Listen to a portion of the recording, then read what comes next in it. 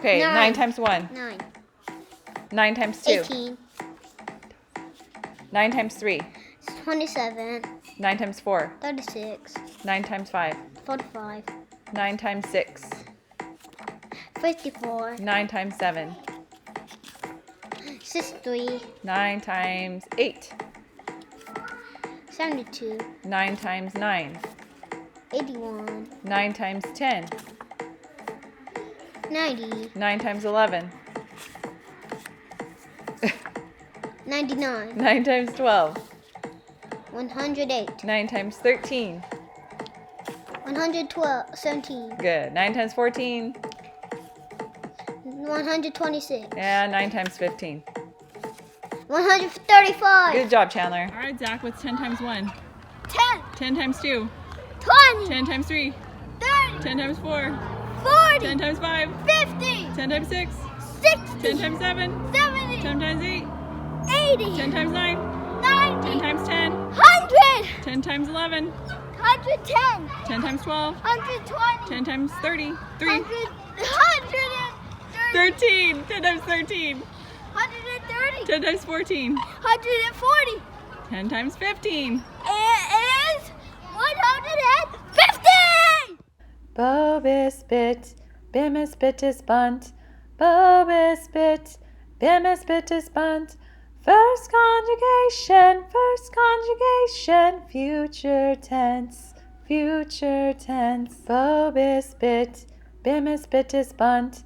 Bobus bit, bimus bitus bunt. First conjugation, future tense, future tense. Me, you, him, her, it, us, you, them. Me, you, him, her, it, us, you, them. Me, you, him, her, it, us, you, them. Me, you, him, her, it, us, you, them. Objective pronouns, adjective pronouns, objective pronouns, adjective pronouns. Me, you, him, her, it, us, you, them. Me, you, him, her, it, us, you, them.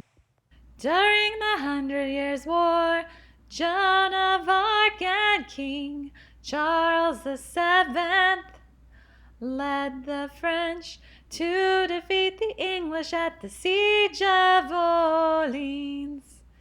In the late 1340s, fleas on rats carried the plague which killed 1 out of 3 Europeans. In the late 1340s, fleas on rats carried the plague which killed 1 out of 3 Europeans.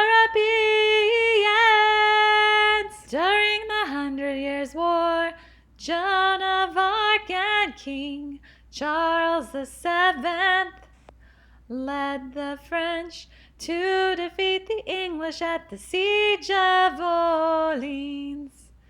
In the late 1340s, fleas on rats carried the plague which killed 1 out of 3 Europeans. In the late 1340s, fleas on rats carried the plague which killed 1 out of 3 Europeans. This is Cece, Cycle 2, Week 5, History. Tell me about the 100 Years' War. So it starts off with during, so we'll go back to our other hand motion. During the 100, so this is the C for century, 100 Years' War. Joan of Arc, so we're going to make our hand in a J, but we're going to make the A. So Joan of Arc, and King Charles VII, that's ASL 7, led the French, so you're going to have a F and flick it, to defeat, punching hands, the English, little teacup, at the Siege of Orleans. In the late, throwing your thumb back, 1340s, fleas, like you're holding a little bug, on rats, the size of a rat, carried, you're going to walk along, the plague, which killed 1 out of 3 Europeans. All right, it's a long one. Let's try it one more time from the beginning. During the 100 Years' War, Joan of Arc and King Charles VII led the French to defeat the English at the Siege of Orleans. In the late 1340s, fleas on rats carried the plague, which killed 1 out of 3 Europeans. Good luck. Oh, those fleas on rats carrying disease. That's disgusting. I'm going to get those fleas and I'm going to bite them.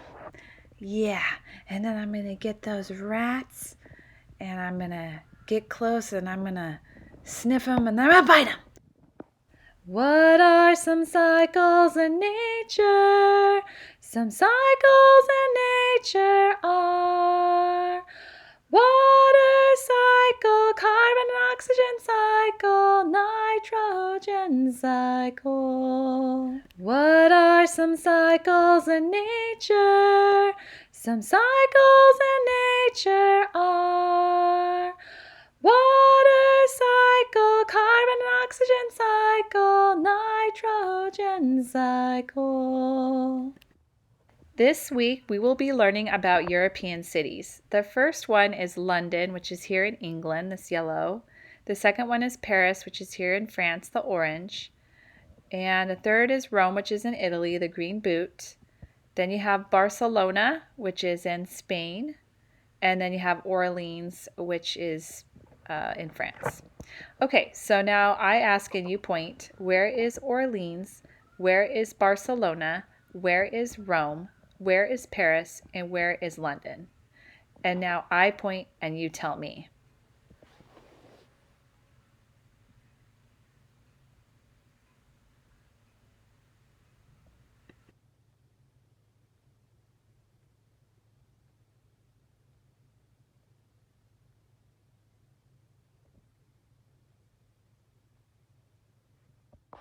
Hey guys, here we go from the top. Ready? Timeline.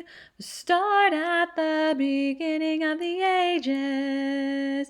Age of ancient empires. Creation to circa 450 AD. Creation and the fall. The flood and the Tower of Babel. Mesopotamia and Sumer Egyptians. 3000 BC, 3000 BC, Indus River Valley Civilization, Minoans and Mycenaeans, 7 wonders of the ancient world, patriarchs of Israel, 2000 BC, 2000 BC, Hittites and Canaanites, Cush Assyrians, Babylonians, China, Shang Dynasty, Hinduism in India, Phoenicians and the alphabet, Olmecs of Mesoamerica, Israelite exodus and desert wandering, Israelite conquest and judges, Greek dark ages, Israel's united kingdom. 1000 BC, 1000 BC, early Native Americans, Israel divides into 2 kingdoms, Homer and Hesiod, Rome founded by Romulus and Remus, Israel falls to Assyria, Assyria falls to Babylon, Lao Tzu, Confucius, Buddha. Woohoo! Hope you got it! Judah falls to Babylon, temple destroyed. Babylon falls to Persia, Jews return and rebuild the temple. Roman Republic, Golden Age of Greece, Peloponnesian Wars. Persia falls to Alexander the Great. Hi friends, so we're going to be discussing the timeline for week 5. The first one is Judah falls to Babylon, temple destroyed. So for Judah, you would do the I like we were doing last week for Israel, but you're going to make it a J. So you swoop it down like it's a J. So Judah falls to Babylon. Temple, to make temple, you're going to make a T. So your thumb goes between your index and middle finger. So that's a T. And that's going to go over your other fist. This is also an S. So it's going to go over this, stands for temple. Temple destroyed. The next one is Babylon falls to Persia. You're going to do that P again. Remember that K? It's a P. Babylon falls to Persia. Jews, this is the I. Jews, the I that becomes a J. Jews return and rebuild the temple. Okay? Then you have Roman Republic, that's your R. Roman Republic. Golden Age of Greece. Remember that sign for gold was to touch your ear, kind of like Mycenaeans. It's just like Mycenaeans. So golden, and the Y that comes down. Golden Age of Greece, Peloponnesian Wars, that was in Greece. So you're actually going to make a G, which is like a pincher finger. Your last three fingers are down, and then it's like you have a pincher finger.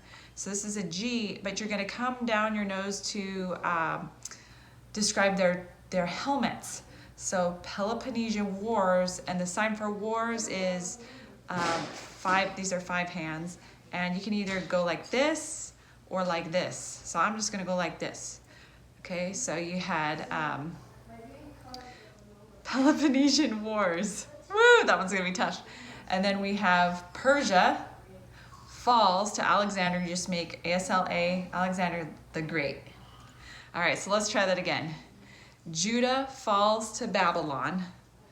Temple destroyed. Babylon falls to Persia. Jews return and rebuild the temple. Roman Republic. Golden Age of Greece. Peloponnesian Wars. Persia falls to Alexander the Great. Good luck! This is the experiment called expanding, and you will need a balloon and a marker. And they say mirror, but you don't really need it for that. So you're going to blow the balloon up to about the size of an apple, and then you're going to take your pen and mark random dots, like about 20 dots on the balloon. Just like so. I think it would still work if you didn't blow it up first. I'm not sure why they want you to do it that way. But once you do that, you're going to blow it up as big as you can, and you're going to notice how the dots move away from each other. And you're going to see that some seem to move farther than others, but no dots get closer together. So why does this happen? Astronomers believe that the galaxies, which are large systems of stars, are moving away from each other similarly to the way the dots on the balloon move. Not all the galaxies are moving away from us at the same rate. In 1929, Dr. Edwin Hubble discovered that the farther away a galaxy is, the faster it seems to be moving away from us. Since no two galaxies seem to be getting closer as they move, scientists believe the universe is expanding. This experiment is called In and Out, and it's to demonstrate forces that keep satellites in orbit. So for this, you're going to need scissors, a yard string, a thread spool, a spoon, masking tape, and that's it. So you're going to tie the string to the masking tape here. It takes me a second. And then you're going to put the other edge through the spool, which for me was a little bit challenging because the string wasn't the best stiff string. So I had to wet it and then use a pipe cleaner to get it through. So you're going to go through the spool, and then you're going to tie the end of that to the spoon.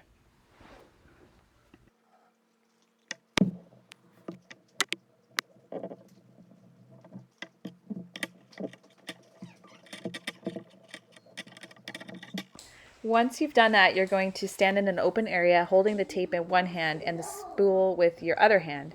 And you're going to give the spool a quick circular motion to start it spinning in a horizontal circle above your head.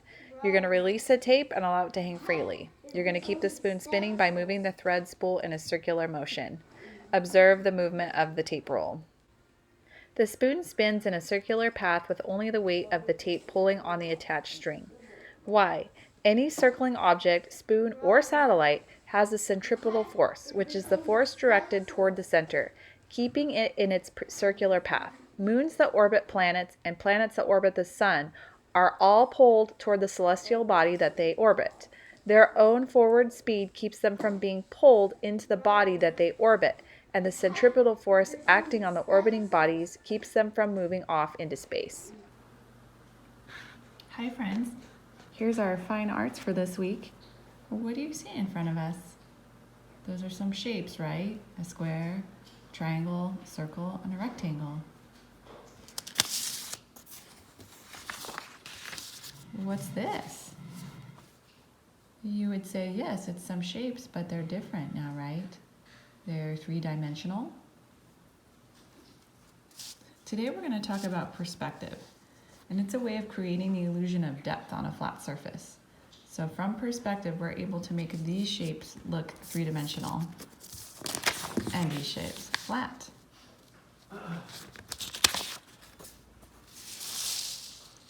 Here's a painting done by Vincent van Gogh, and there are quite a few lines drawn on this, but here you can see he's using perspective.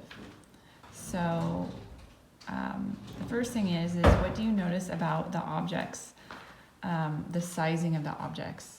Do you notice that the objects that are closer to us are bigger than ones that are farther away? So you can see in this chair that it's bigger than this chair, which is farther away in the picture.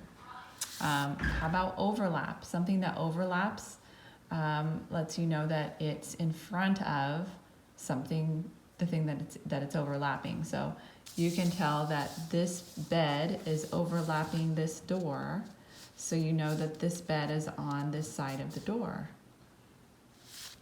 How about where the ground and the sky meet? That's called the horizon.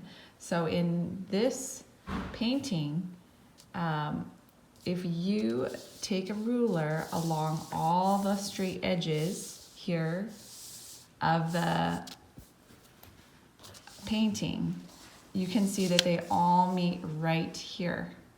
So that is, this is your horizon line. And then this is called your vanishing point because all these lines are meeting here. Have fun drawing.